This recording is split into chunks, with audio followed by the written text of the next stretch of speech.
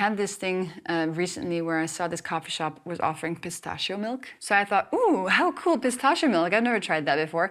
And then I asked to see the bottle, and it was ingredients, pistachios, cane sugar. Just, are you kidding me? Do we really need to add this into our milks? Seriously?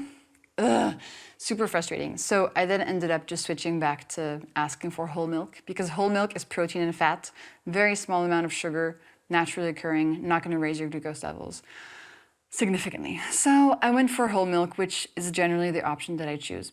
But if you can, ask to see the ingredients. And if you're doing this at home, just buy some unsweetened version of almond milk or coconut milk or any other nut milk that you're interested in. Other milks that are quite similar to oat milk, because they also come from grains, are rice milk, barley milk.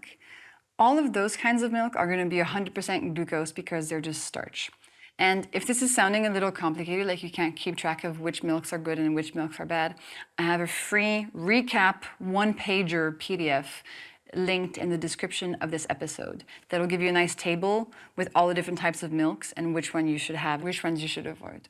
But so generally, unsweetened nut milk is going to be good. Try to avoid any milks that come from grain or are just pure starch. And then finally, I find to be a very good option just to ask for some whole milk. If you can handle dairy well, it's a good source of protein, good source of fat, and is going to be a safer option in most cases if you're going to a coffee shop. Now here's a little graph showing you the difference between an oat matcha latte and a whole milk matcha latte.